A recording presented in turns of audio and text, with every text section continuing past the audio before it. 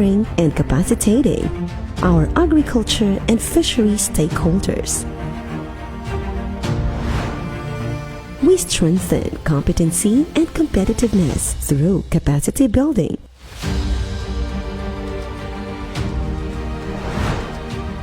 We model technologies and promote the best agriculture and fishery extension practices and innovations.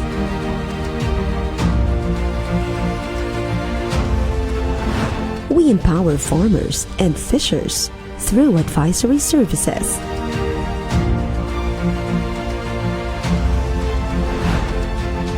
We enhance extension knowledge products and services.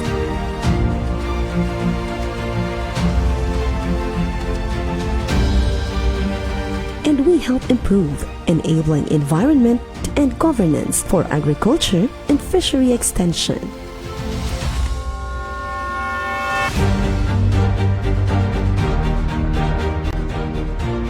Kami ang Agricultural Training Institute.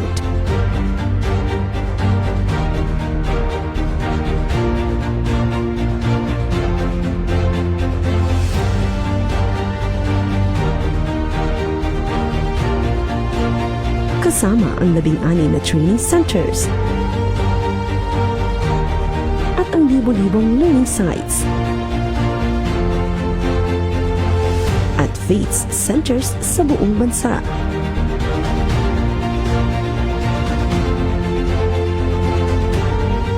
We promote excellent extension services for a sustainable agriculture and fishery development.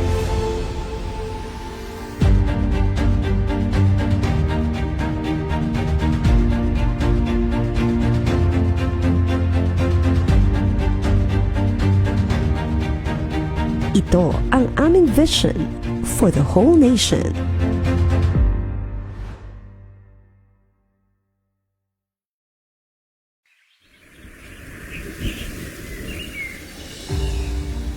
Sapat. Abot kaya. At ligtas na pagkain para sa bawat Pilipino. This is the ATI Network's vision for the whole country. And we have been working to turn these into reality by continuously empowering and capacitating our agriculture and fishery stakeholders. We strengthen competency and competitiveness through capacity building.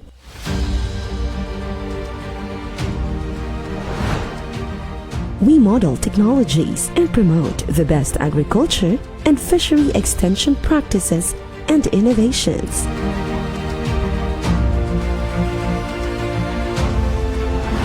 We empower farmers and fishers through advisory services.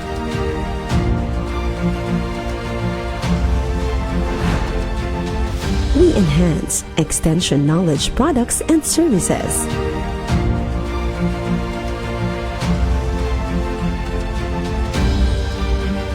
And we help improve enabling environment and governance for agriculture and fishery extension.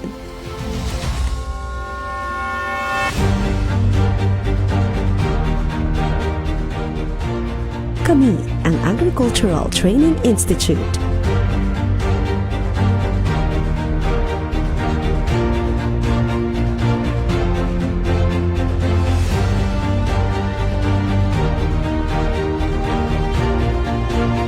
Kasama ang 16 na training centers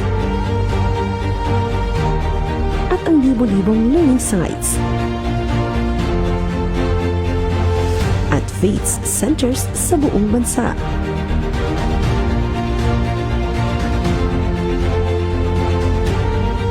We promote excellent extension services for a sustainable agriculture and fishery development.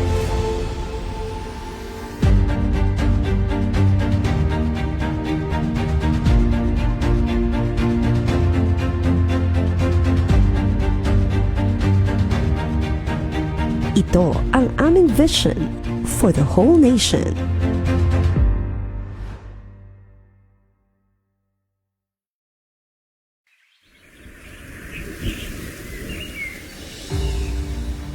sapat, abot kaya, at ligtas na pagkain para sa bawat Pilipino. This is the ATI Network's vision for the whole country. And we have been working to turn these into reality by continuously empowering and capacitating our agriculture and fishery stakeholders. We strengthen competency and competitiveness through capacity building.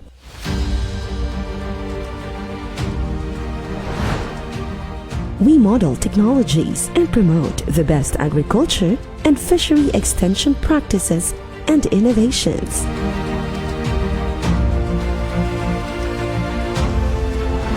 We empower farmers and fishers through advisory services.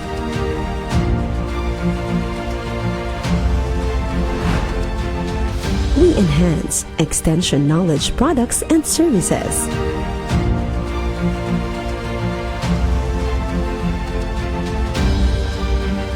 And we help improve enabling environment and governance for agriculture and fishery extension.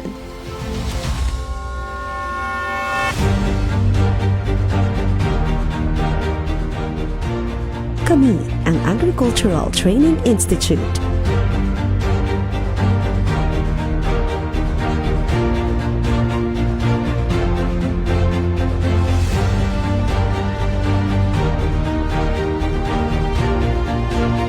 Kasama ang 16 na training centers at ang libo-libong learning sites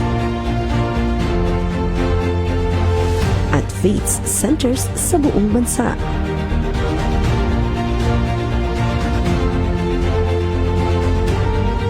We promote excellent extension services for a sustainable agriculture and fishery development.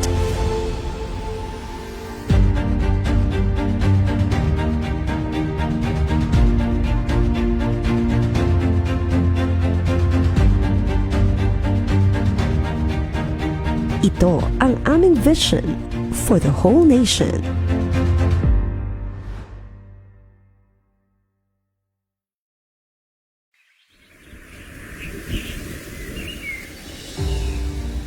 Sapat,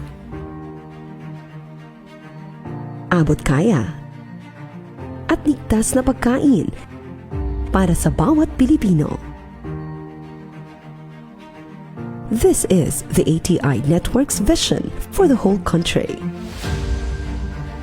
And we have been working to turn these into reality by continuously empowering and capacitating our agriculture and fishery stakeholders. We strengthen competency and competitiveness through capacity building.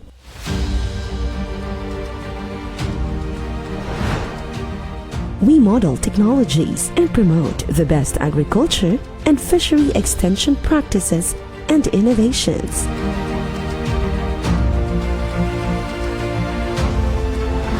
We empower farmers and fishers through advisory services.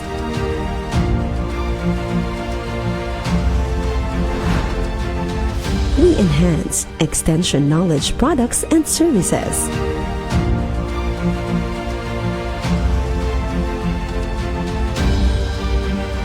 And we help improve enabling environment and governance for agriculture and fishery extension.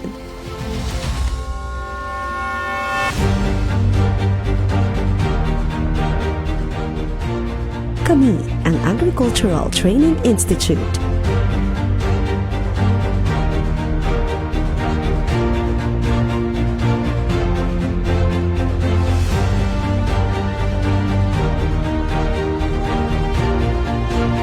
Kasama ang 16 na training centers at ang libo-libong learning sites at FEEDS centers sa buong bansa.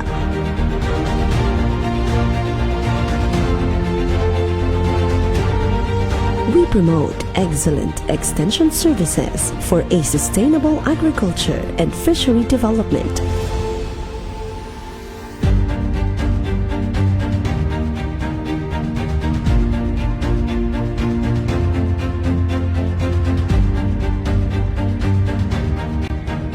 Ito ang aming vision for the whole nation.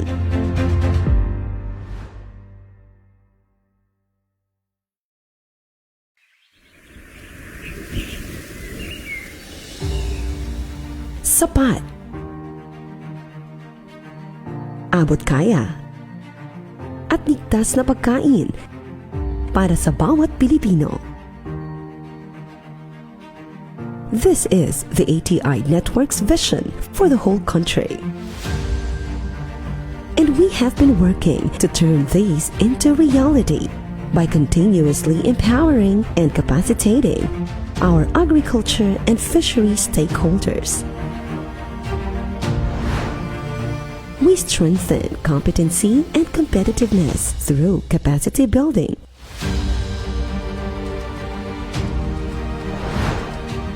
We model technologies and promote the best agriculture and fishery extension practices and innovations.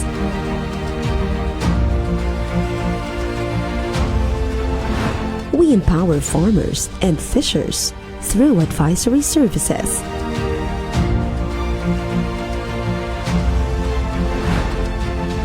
We enhance extension knowledge products and services.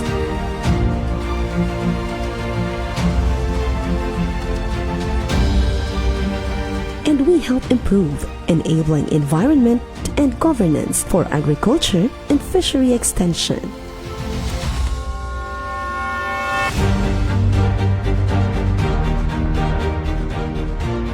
Kami ang Agricultural Training Institute.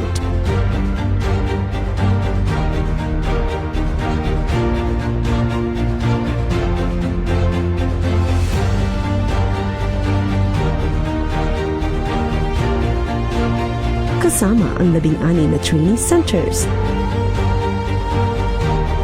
At walks of life, we raise the bar in innovation and environmental stewardship, committed to giving you excellent extension services beyond boundaries.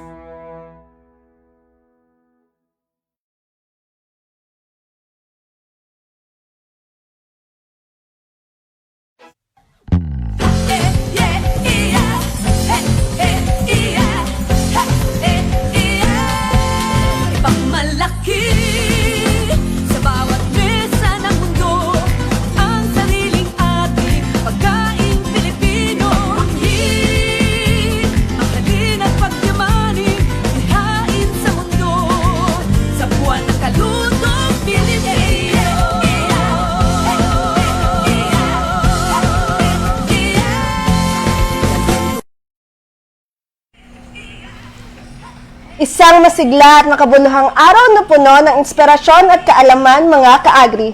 Ako po si Andre. At ako naman si Zerlyn. At welcome sa AgriGabay TV! Ngayong buwan, espesyal na selebrasyon ng Filipino Food Month. Tama ka dyan, Bebs. Ipinagdiriwang natin ito ngayong Abril sa bisa ng Presidential Proclamation No. 469 of 2018 na nilagdaan ni President Rodrigo Roa Duterte. At ngayong araw mga ka-agri, excited kaming ihatid sa inyo ang panibagong AgriGabay TV webinar series na may temang Connected by Taste, the Filipino Food in the Flavors of ASEAN bilang pakikiisa sa pagdiriwang ng Filipino Food Month ngayong taon. Kaya't siguraduhing makinig hanggang sa dulo dahil marami tayong matutunan mula sa ating espesyal na panauhin mamaya. Pero bago ang lahat, batiin muna natin ang ating mga masusugid na tagapanood mula sa iba't ibang panig ng Region 12 at BARM. Kaya i-comment ninyo kung saan kayo nanonood at kung anong Filipino dishes ang paborito ninyo na pasok sa ASEAN-inspired dishes. Ayun, shout out from Kabakan. Hi, Ate Jovi! Shout out rin kay Josel Barosa na nasa The Farm ngayon. Ayun, sabi naman ni Ate Marnil, excited siya sa episode today. Ang sabi naman ni Sir Errol Las Piñas, watching from Los Amigos, excited to learn biryani. From Sir Giakendag Angkad, salami watching from Dato Hofer, Maguindanao. Huwag din kalimutan na mag-fill out ng ating online registration form na nakapin sa comment section. Tandaan, magsasara ang registration form kapag nagsimula ng discussion ng ating resource speaker. Kaya bilisan na! At pagkatapos ng webinar, huwag kalimutang sagutan ang evaluation form para makatanggap ng e-certificate. At para formal nating buksan ang ating programa, pakinggan muna natin ang mensahe ng ating OIC Center Director, Jessie V. Beldea, PhD.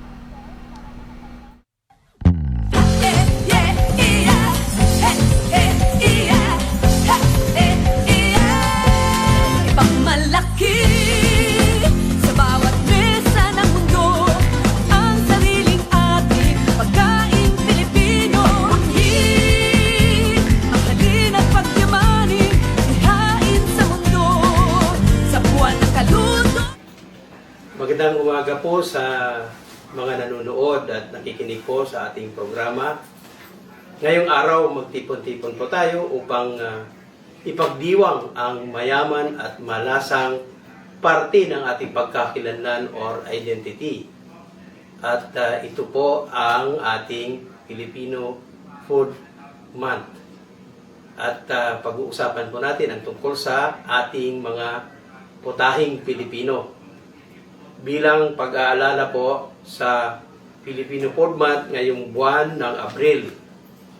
Ang selebrasyon ito ay bilang tugon po sa Proclamation number 469 na nagpapaalala po sa atin sa pagpipreserba, pagpupromote at pagdiriwang sa diverse cultural heritage ng ating bansa. Ang pagkain Pilipino ay hindi lamang tungkol sa sustansyang makukuha po natin dito. Ito po ay refleksyon ng ating kasaysayan, ng ating kultura at shared values. Mula sa matamis na kakanin, malasang adobo, at maging ang mainit na sinigang. Filipino. This is the ATI Network's vision for the whole country. And we have been working to turn these into reality by continuously empowering and capacitating our agriculture and fishery stakeholders. We strengthen competency and competitiveness through capacity building.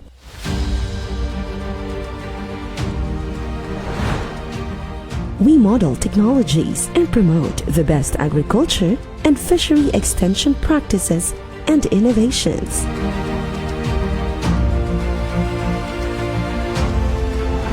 We empower farmers and fishers through advisory services.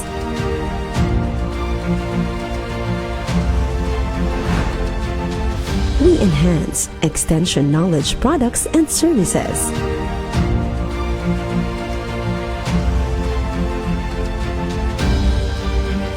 And we help improve enabling environment and governance for agriculture and fishery extension.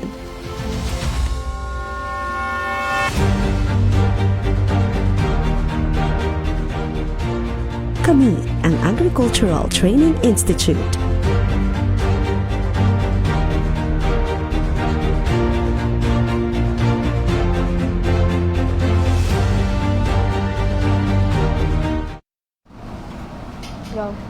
Tayo ay nagbabalik sa ating espesyal na episode ng Agri Gabay TV. Paumanhin sa ating technical difficulties, ating ka-agri, pero tayo po ay magpapatuloy sa ating programa.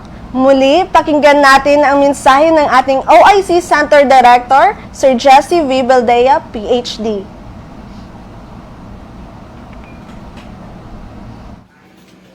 Magandang umaga po sa mga nanonood at nakikinig po sa ating programa. Ngayong araw, magtipon-tipon po tayo upang ipagdiwang ang mayaman at malasang parte ng ating pagkakakilanlan or identity. At ito po ang ating Filipino Food Month. At pag-uusapan po natin ang tungkol sa ating mga putahing Pilipino. Bilang pag-aalala po sa Filipino Food Month ngayong buwan ng Abril.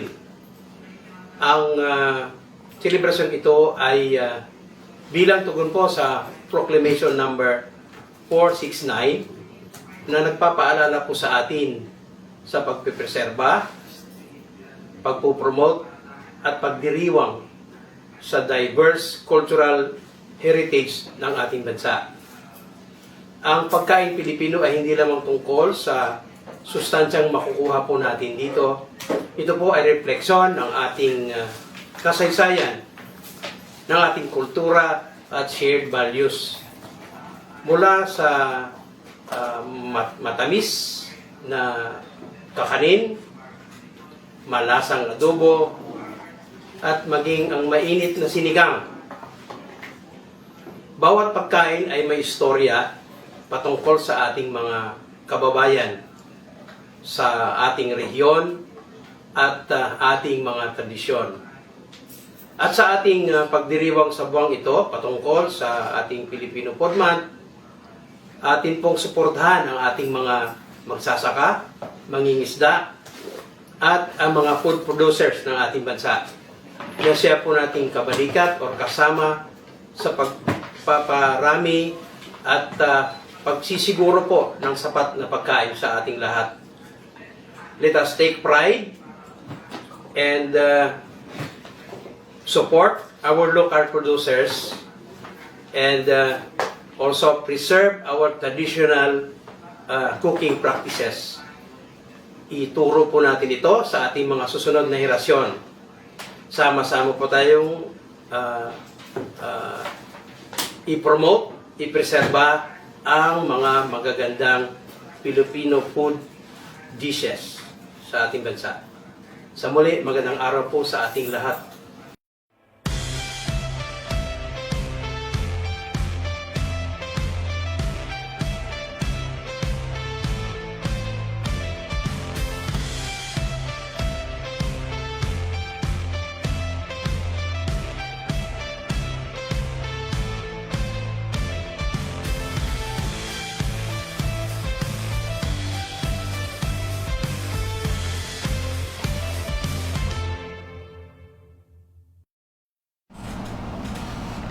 Maraming salamat, Dr. Jess, sa iyong napakagandang mensahe para sa ating masugid na tagapanood sa ating programa.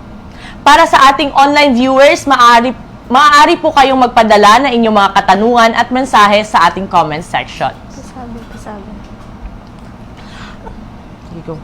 Ayun, from Sir Nasser K. Maganod, watching from CFCST. Shout out po, sir.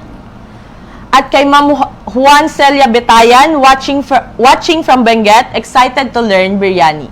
Ayun, shoutout din po dyan sa ating mga Pisabi participants dyan sa the farm. Enjoy lang po kayo. Ayun, ngayong Filipino Food Month, pag-usapan natin ang isang dish na patok sa masa, ang biryani. Yes, pero bago tayo magsimula, quick question muna sa ating viewers. Sino dito ang nakatikim na ng biryani? Comment yes o soon sa mga hindi pa nakakatikim.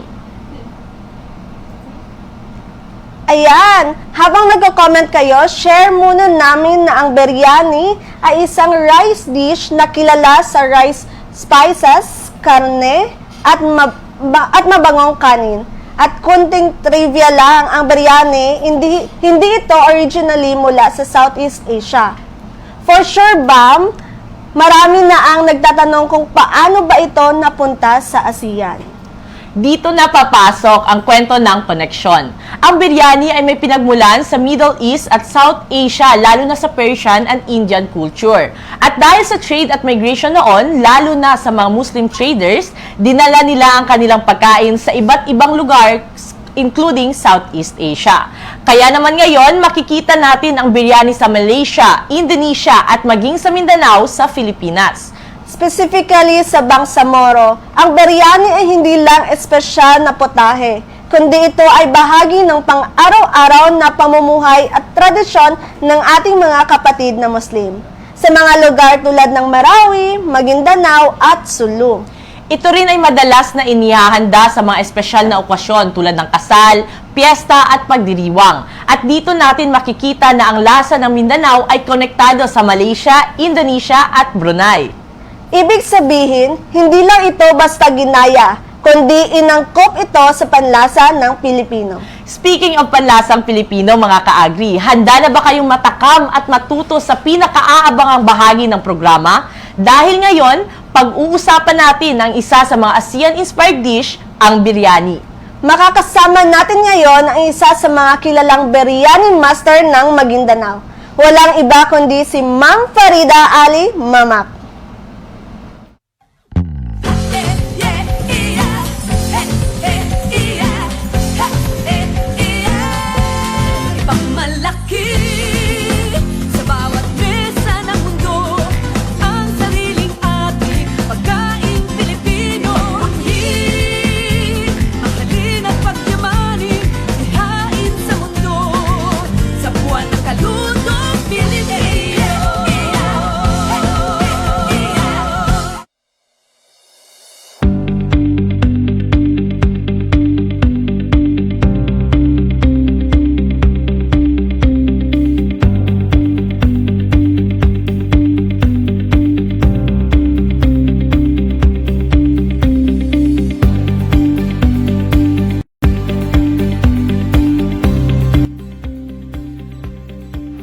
Assalamualaikum warahmatullahi ta'ala wabarakatuh. Magandang araw sa inyong lahat. Ako po si Farida Ali Bernan, nakatira sa Buluan, Maguindanao. 62 years old na ako. Nag-experience ako maggawa ng pagluto ng biryani dahil naalala ko nung magtrabaho ko sa ibang bansa.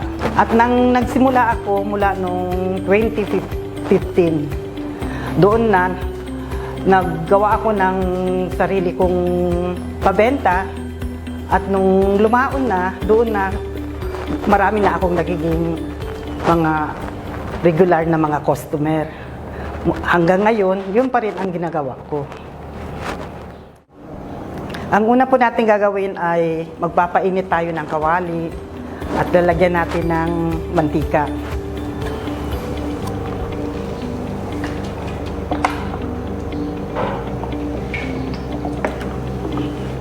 Iinitin natin. Okay, nagpapainit ako ngayon ng kawali at nilagyan ko na ng mantika. At habang painit ng painit, ilalagay ko ngayon ang sibuyas.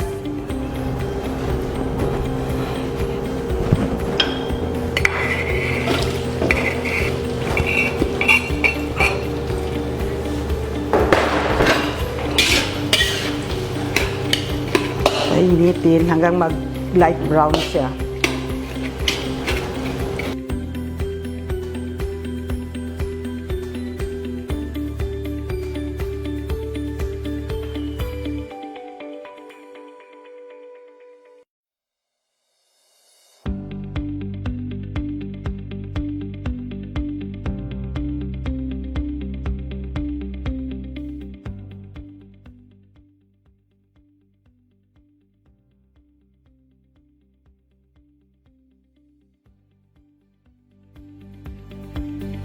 Okay, ngayon ilalagay ko na ang raisins niya sa sibuyas.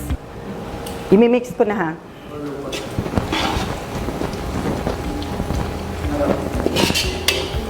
Aalisin ko na yung sibuyas dito.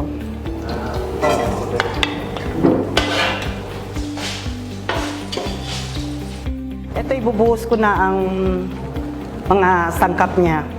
Yung dried lemon, coriander, lahat ito, yung bay leaves. Ito na siya. Ilalagay ko na dito. Ito ang kasama niya.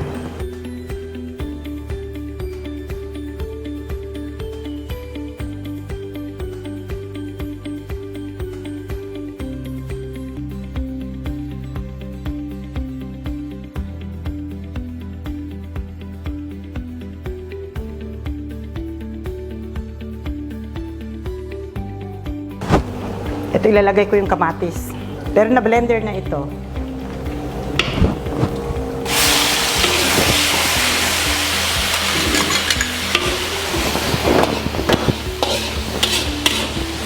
Ang manok niya. Ito siya.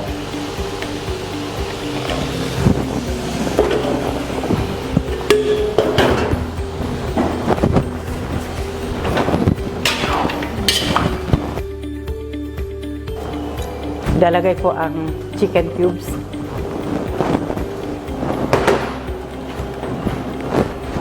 Ito yung mga spices niya lahat. Yun, curry powder, cinnamon, at saka yung coriander. Nakablend lahat ito. Yung paminta niya, at saka red chili.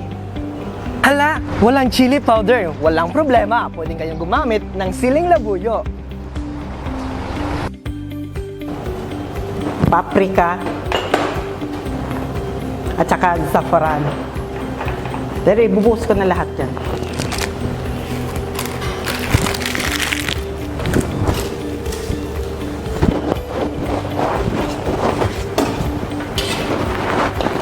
Yung iba kasi hindi mahilig ng spicy. Yung iba naman gusto niya spicy.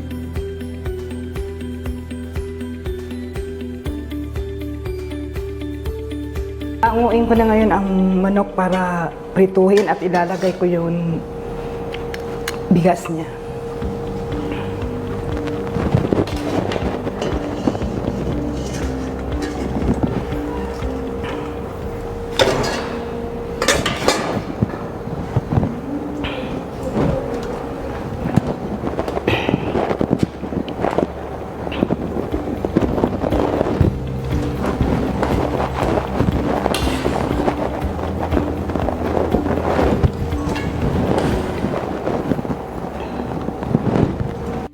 Isasabaw ko sa bigas niya.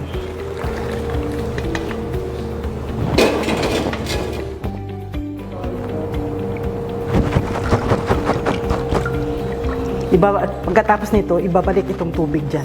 At yan ang ilalagay dito para sa kanin.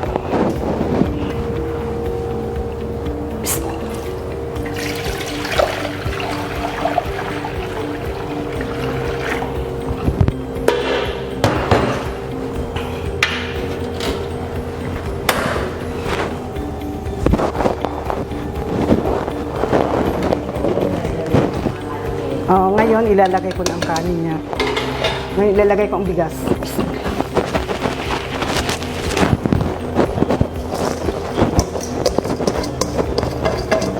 Nung unang paggawa ko ng biryani, kinakabahan ako, baka walang magkakagusto.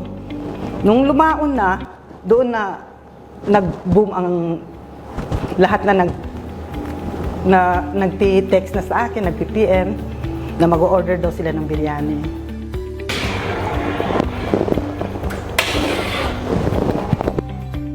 Ngayon, habang hinihintay natin ang bigas para lumambot, magpiprito tayo ngayon ng manok niya. Instead na i-oven, prinito na lang.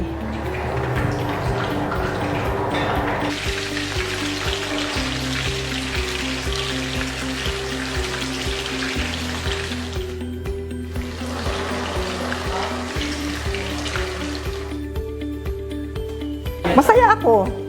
Parang nilalaroan ko lang pag nagluluto ako dahil nasasanay na ako sa pagluluto araw-araw. Binibenta ko doon sa amin, pinopost ko.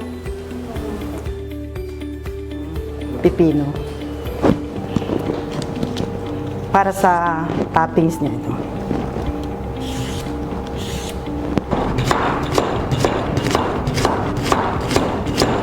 Lemon. Pwede rin gumamit ng kalamansi kung walang lemon.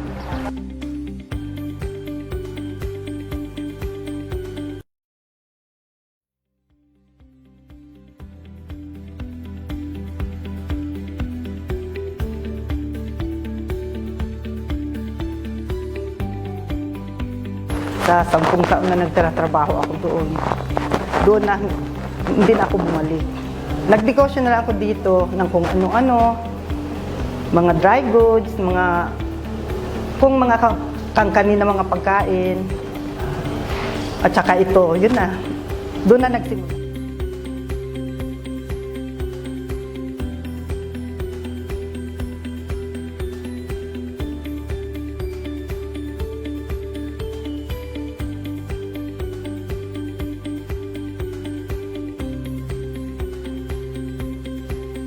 Okay, ngayon ilalagay na natin ang kanin niya. Magpi-plating na tayo. Ito yung manok niya. Ito yung ilalagay natin sa kanin.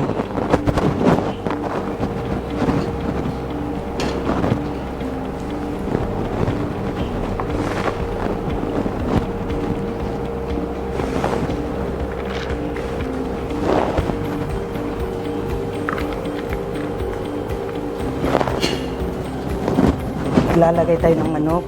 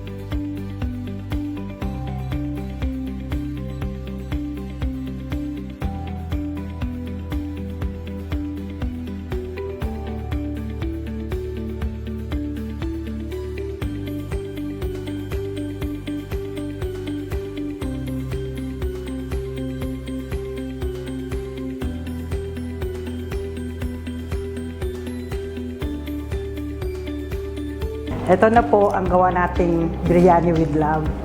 Ito na siya, at saka ito naman yung sauce niya na tomato sauce with garlic.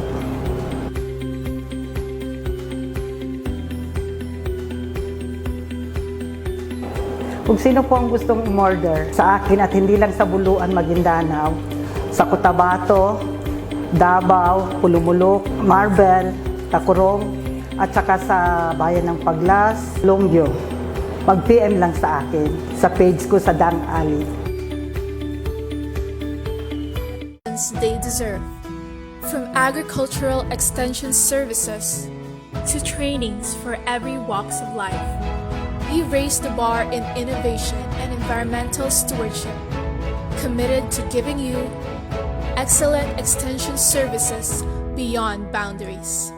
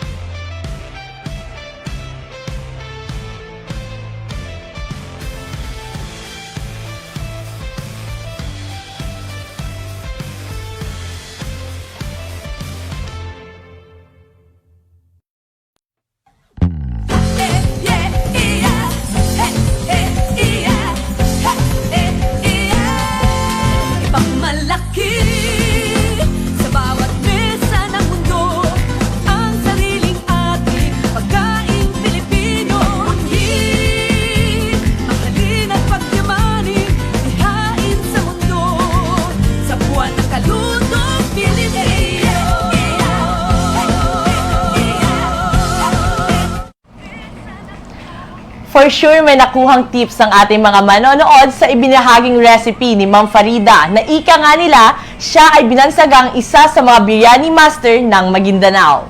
Kung kaka-join nyo lang, here's a quick recap. Ang biryani ay kilala bilang isang aromatic rice dish na may halong spices, gata, karne at minsan ay seafood. Ito ay nagmula sa India at Middle East at napunta sa ASEAN dahil sa trade at cultural exchange. At ngayon, bahagi na ito ng pagkain ng ilang lugar tulad ng Malaysia, Indonesia at maging sa Pilipinas gaya ng mga lugar sa Mindanao, lalong-lalo na sa Marawi, Maguindanao at Sulu. Tama ka dyan, dahil kabilang na rin ito sa kanilang pang-araw-araw na pamumuhay at tradisyon ng ating mga kapatid na Muslim. Oo, lalo na sa mga kapatid nating Muslim na may mga version tayo ng biryani-style rice at iba pang katulad na dishes. Ang kagandahan lang kasi sa biryani, toppings ay galing mismo sa ating local farmers. Ang gulay na nilalagay dito kagaya ng Pilipino at kamatis. Kaya hinikayat namin kayo na tuklasin ang iba't ibang pagkaing Pilipino. Subukan ang mga ASEAN-inspired dishes at suportahan ang ating lokal na mga magsasaka. At bago po tayo magtapos, pakinggan natin ang closing message na ibibigay ng aming Administrative Officer 4, Ma'am J.Ann N. Magana.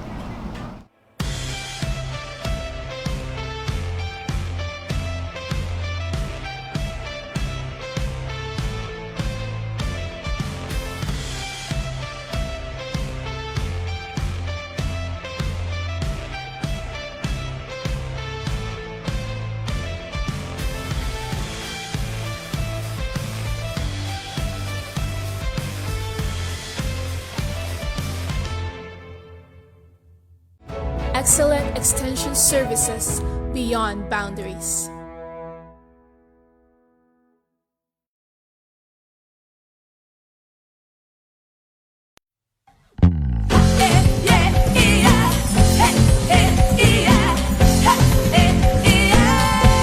Ipagmalaki sa bawat mesa ng mundo ang sariling ating pagkain Pilipino.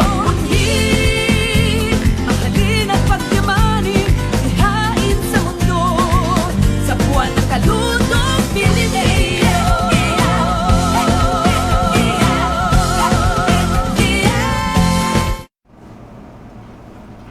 Sa pagtatapos ng ating AgriGabay TV episode, ngayong Filipino Food Month, muli nating naipakita ang yaman ng kultura at tradisyon sa pamamagitan ng pagtampok ng biryani, isang pagkain na sumasalamin sa paglago at pagkamalikain ng komunidad. Tulad nito, patuloy din umaangkop at nakikiisa ang ATI RTC 12 sa mga komunidad na aming pinaglilingkuran upang isulong ang mas eksklusibo at pag-unlad sa agrikultura at pagkain. Lubos po kaming nagpapasalamat sa lahat ng nanonood at patuloy na nagtatangkilik sa programang ito at taus-puso rin kaming nagpapasalamat sa ating resource person, Ma'am Farida Ali Mamak, sa pagbabahagi ng kanyang kaalaman at karanasan. Muli, Happy Filipino Food Month sa ating lahat. Maraming salamat at mabuhay ang pagkaing Filipino.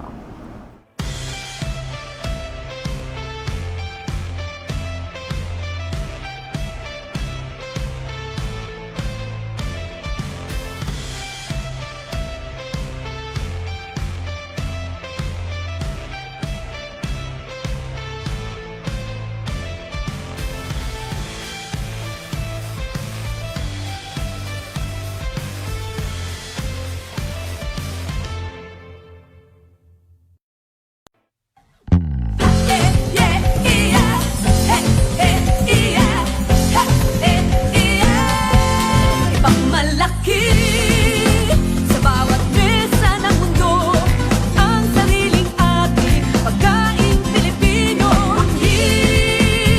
Mahalin at pagyamanin, ihain sa mundo sa buwan ng kalutong Pilipino.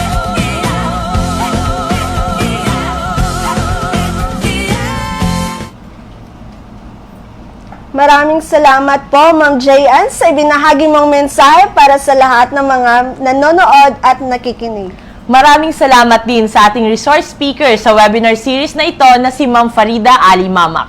At para sa lahat ng nakatutok, naway may nakuha kayong tips kung paano gumawa ng biryani sa kanya-kanyang tahanan na pwede ninyong pagkakitaan. Muli, paalala sa mga registered participants, kami po ay magpapadala ng evaluation form sa inyong mga email address. Pakisagutan po ang mga ito upang makatanggap ng e-certificate. Tama ka dyan, ba? Dahil ang mga naka-evaluate lamang ang makakatanggap ng e-certificate. Sa may mga katanungan, pakilagay po sa comments box, kasali ang inyong email address dahil amin pong ipapadala ang mga kasagutan sa inyong mga email address. Para sa iba pang karagdagang impormasyon, bisitahin lang po ang Facebook page ng ATI RTC 12 o Agricultural Training Institute Region 12 upang maging updated kayo sa mga programang hatid namin sa inyo. Nasa TikTok na rin po kami, ating mga ka-agri. Sundan kami para sa mga agri-tips, success stories at makabuluhang content na siguradong magbibigay inspirasyon sa inyong mga #AgriGoals. Tara na at maging bahagi ng aming lumalaking komunidad ng mga digital at makabagong pagsasaka. Kaya't follow us on TikTok. I-search lamang ang @ATI Socks. At dyan nagtatapos ang ating Agri-Gabay TV. Muli, ako po si Andre Lou Igalin. At ako naman si Zerlyn Clarete at ito ang Agri-Gabay TV Season 6!